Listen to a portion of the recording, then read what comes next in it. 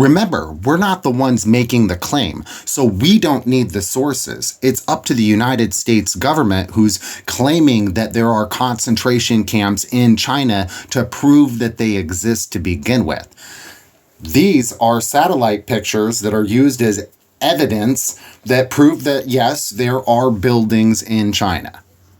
And we can look at the source of this conspiracy theory against China, Adrian Zenz, a far-right Christian fundamentalist who's also a senior fellow at the Victims of Communism Memorial Foundation, an anti-communist think tank established by the U.S. government out of Washington, D.C. And China has told us exactly what these centers are and what purpose they have. In countering terrorism and extremism, they help alleviate poverty by providing education and job training. And 8 million people have been through the program. This is something where you go in and then you go out. They are allowed to go home. They are allowed to observe religious holidays and practices. How many concentration camps have you heard of that operate like that? Radio Free Asia, Rand Corporation, and the New York Times have done a great job of regurgitating the same lie, but they haven't provided us with any actual evidence. But if you really do need a source, you could try the U.S. State Department.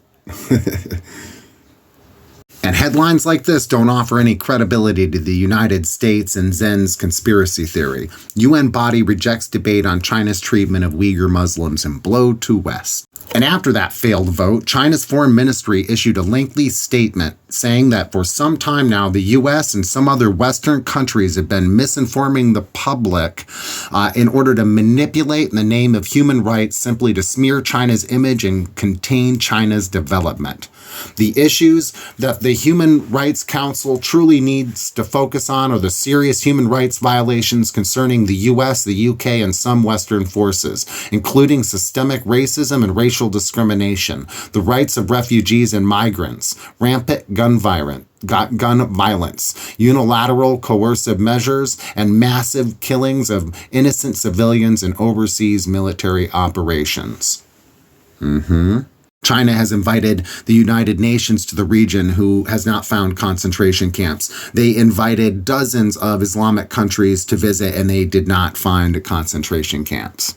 I mean, don't you find it interesting that Islamic nations, Muslim populations support China? And these are the only countries the West could muster together to condemn China?